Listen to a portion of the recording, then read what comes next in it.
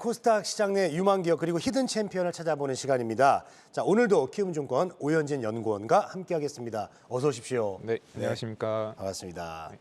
자, 오늘 기분 좋게 상승 출발해서 지금 계속 흐름이 이어지고 있는데, 네. 자, 오늘 전반적인 시장 흐름을 어떻게 보십니까? 네, 사실 저희 전날 미국 증시에서도 좀 볼 수 있었듯이 네. 어떻게 보면은 FOMC 의사록 공개가 되고 나서는 저희 시장이 기존에 이렇게 알고 있었던 내용 정도로 받아들이고 있는 것 같아요. 그러다 보니까 결국은 증시에서 가장 좀 중요한 이 불확실성이 좀 제거가 그 증시의 어떤 상승 동력이 되지 않았을까 싶은 상황이고요.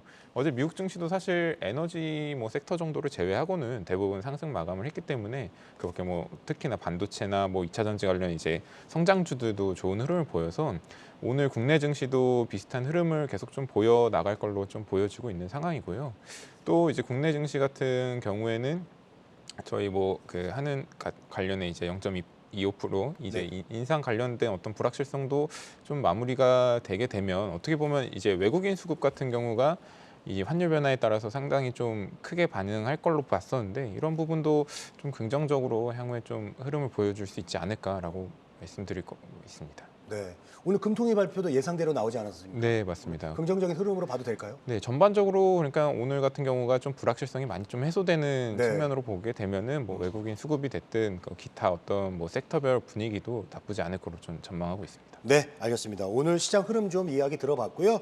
자, 본격적으로 이야기 해보겠습니다. 오늘 소개해 주실 기업은 어떤 건가요? 네, 오늘 말씀드릴 종목은 아비코전자라는 종목이고요. 네, 아비코전자요. 네, 사실 이 전반적인 포텐셜 관련해서는 뒤에서 좀 DDR5 관련 좀 수혜를 어떻게 받을 수 있는지에 대해서 좀 말씀을 드리려고 하고 있고요. 그 전반적으로 지금 본업 관련해서 좀 말씀을 드리면은 일단 본업 자체는 저희 수동 소자 부품이라고 해서 MLCC 같이 저희 전반적인 어떤 IT 기기에 많이 전류를 통하게 하거나 전력을 좀 관리하는 이런 조그만 부품들을 전반적으로 다루고 있고요. 그 밖에 이제 어떤 주파수의 노이즈나 이런 걸 좀 잡는 역할을 하고 있는 수동 소자 부품을 좀 전문적으로 하는 업체다라고 보시면 될 것 같아요. 근데 최근에 좀 특이할 만한 점은 아비코 테크라고 해서 PCB 업체를 얘네가 인수를 했었는데 이게 자회사가 사실 적자 기조가 좀 한 1, 2년간 계속되면서 동사의 실적을 좀 발목을 잡았었던 부분이 있었어요. 근데 최근에 아비코 테크 같은 경우에는 그 본업 PCB 쪽 관련해서도 이제 BEP 정도 수준까지 올라왔고 또 얘네가 이제 신규로 올해부터 좀 사업을 시작했었던 게 반도체 그 패키징 관련 임가공 쪽이거든요. 이쪽에서 아직 매출 규모가 그렇게 크진 않지만 계속해서 좀 수익이 나고 있어서 작년, 재작년에 오히려 좀 발목을 잡던 자회사가 오히려 지금 실적적인 면에서는 플러스 효과를 내주고 있다라는 점이 좀 최근에 어떤 큰 어떤 실적의 좀 변동이라고 보시면 될 것 같고요. 실적적인 부분 관련해서 좀 더 말씀을 드리면 일단 본업 자체도 내년에 성장을 합니다. 내년에 성장을 하는 게 사실 3분기, 4분기가 아무래도 얘네가 이제 이 기업이 많이 하는 게 이제 IT 쪽으로 많이 들어가는 부품이다 보니까 전반적인 스마트폰도 그랬고 최근에 IT 전방 산업의 부진으로 4분기까지도 실적은 단기적으로 좀 주춤할 걸로 보여지고 있어요. 다만 내년부터 이제 좀 기대가 될 수 있는 거는 이 아비코테크 단에서의 이제 그 패키지 기판 관련 임가공 쪽이 좀 더 비중이 높아질 것을 기대를 하고 있고 그리고 본업 아비코테크의 본업 자체도 최근에 생산 기지나 이런 부분을 일부 제품들을 베트남 쪽으로 많이 옮기고 있거든요. 아무래도 베트남으로 생산 기지를 옮기게 되면은 수익성 측면이나 이런 측면도 상당히 좀 개선이 기대가 되는 부분이라 사실 전방 산업과 좀 상관없이 내년에도 이제 본업 자체가 상당히 좋아지고 있다, 좀 견조해지고 있다라고 말씀드리고 있습니다. 네. 자, 그리고요, 그 인텔의 사파이어 래피즈가 내년 1월에 이제 양산하기로 하면서 DDR5 전환도 이제 가속화될 것으로 보이는데, 자, 그렇다면은 아비코전자의 성장도 좀 기대해 볼 수 있을까요? 네, 맞습니다. 사실 내년에 이제 말씀드렸던 실적적인 부분이야 좀 더 실적이 견고해지는 면으로 가게 된다면 제가 추천드리려는 주 요인 자체가 향후에 어떤 이런 중장기 성장성을 DDR5 출시와 함께 좀 기대할 수 있다라는 점이거든요.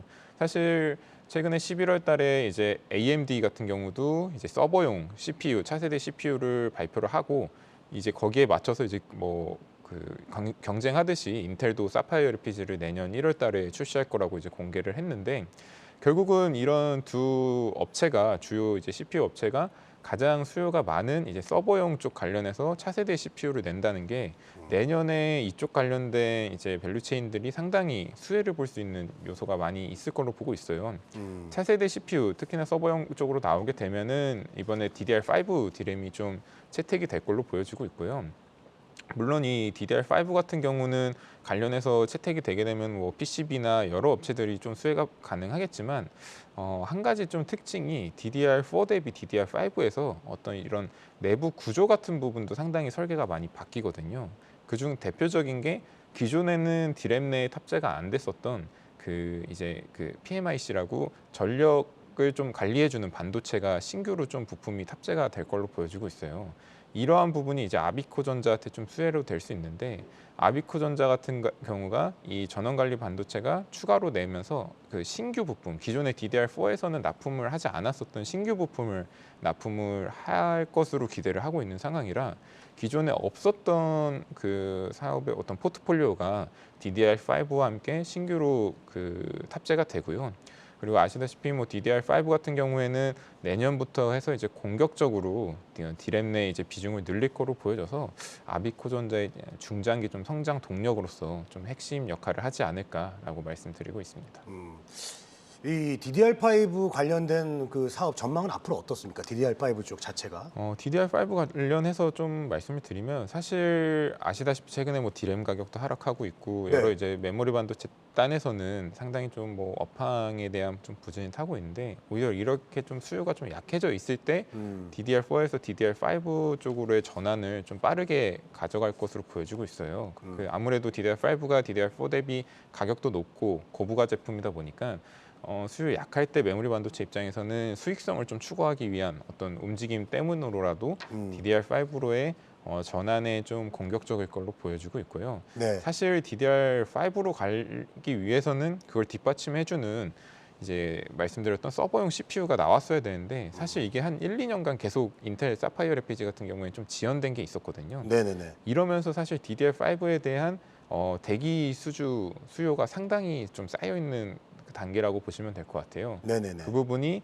이제 내년에 지금 뭐 그림에서 나오다시피 인텔의 사파이어 레피지 그리고 AMD의 제노아 같은 부분이 서버용 CPU가 나오게 되면은 기존에 대기하고 있었던 어떤 수요 자체도 상당히 좀 빠르게 풀릴 걸로 보여져서 중장기적인 어떤 성장 시장 자체도 상당히 커질 거고요. 그리고 부품단에서는 단가 같은 경우도 더 높아지기 때문에 먹을 수 있는 어떤 이런 시장의 크기는 상당히 크다라고 전망을 하고 있습니다. 네.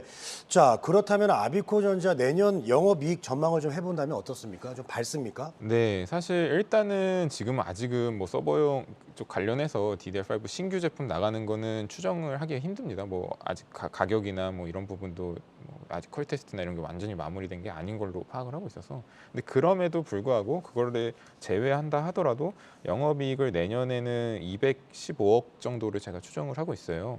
그러니까 올해 아마 한 145억에서 150억 선으로 연간 마무리를 할 텐데 아까 말씀드렸던 수익성 개선 또 그리고 이렇게 본업 내에서 고객사의 어떤 점유율 확대 이런 부분으로만으로도 사실 연간으로 한 50% 가까이 영업이익이 좀 성장이 가능한 부분이거든요.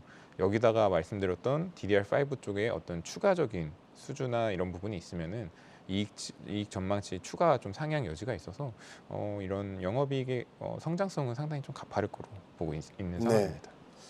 자, 앞으로 뭐 이제 추가 수주와 그리고 내년 영업이익이 또 기대가 되는 코스닥 히든 챔피언 오늘 아비코 전자에 대한 소개와 전망까지 들어봤습니다. 키움증권 오현진 연구원과 오늘도 함께했습니다. 고맙습니다. 네, 감사합니다. 네.